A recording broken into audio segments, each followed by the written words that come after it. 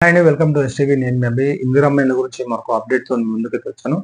చాలా మంది కామెంట్ అయితే పెడుతున్నారు. అన్న L1, L2లో ఉన్నాం. ఫోన్ నంబర్ కనిపించట్లేదు. సర్వేయర్ నేమ్ చూపెట్టట్లేదు అని చెప్పేసి చాలా మంది అయితే టెన్షన్ పడుతున్నారు. మీరైతే ఎలాంటి ఆందోళన గురకకండి. మీకు త్వరలోనే మీ ఫోన్ నంబర్ అలాగే సర్వేయర్ నేమ్ కూడా చూపిస్తుంది. ప్రెజెంట్ కొన్ని టెక్నికల్ ఇష్యూ వల్ల మాత్రం మీకైతే చూపెట్టట్లేదు అని చెప్పేసి అధికారులు అయితే చెప్తున్నారు.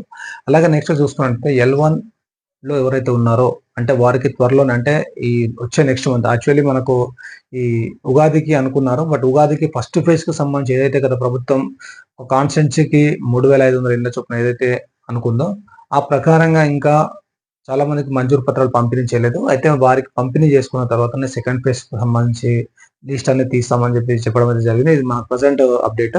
అలాగే నెక్స్ట్ ఇంకోటి చూసుకుంటే L2లో ఎవరైతే ఉన్నారో ఇప్పుడైతే వాళ్ళకైతే డబుల్ బెడ్‌రూమ్ పంపిణీ చేసే ఆలోచన అయితే రాష్ట్రపతి లేదని చెప్పి నాకు తెలుస్తుంది.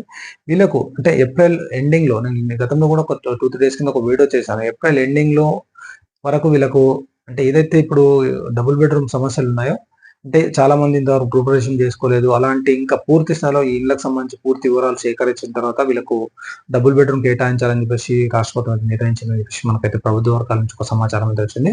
ఇప్పుడైతే మరికొద్ది రోజులైతే వెయిట్ చేయాల్సింది. L2లో ఎవరైతే ఉన్నారో ప్రెజెంట్ L1లో ఉన్నోళ్ళకి మాత్రం కొంతమందికి మాత్రం ఈ ఉగాదికి లేదా ఉగాది తర్వాత వీళ్ళకైతే మంజూరు పత్రాలు పంపిణీ చేస్తారు. తర్వాత మనకు ఫస్ట్ ఫేజ్ సంబంధించి ఏదైతే ఈ ఇల్లు కట్టుకోవడం ఏదైతే ఉందో అది పూర్తి స్థాయిలో కంప్లీట్ అయిపోయిన తర్వాత సెకండ్ ఫేజ్ సంబంధించి లిస్ట్ అనేది రాబోతుంది. అంతలోపు వీళ్ళు రిజిస్టర్ అనేది రెడీ చేస్తారు.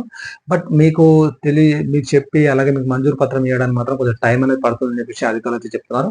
ఏదప్పుడు కూడా దీనికి సంబంధించి రీసర్వే కూడా పూర్తి స్థాయిలో స్టార్ట్ అయిపోయింది. అంటే L1, L2లో ఎవరైతే ఉన్నారో ఈ L1లో ఎంతమంది అర్హులున్నారో అర్హుల లిస్ట్ ఏదైతే ఉందో మళ్ళీ అందులోంచి అత్యంత నిరుపేదలు ఎవరైతే ఉన్నారో ఇలా పూర్తి వివరాలను అధికారులు అయితే సేకరిస్తున్నారు. ఇలా దీనికి సంబంధించి ఇలాంటి ఇన్ఫర్మేషన్ మీకైతే చెప్పే ప్రయత్నం చేశాను.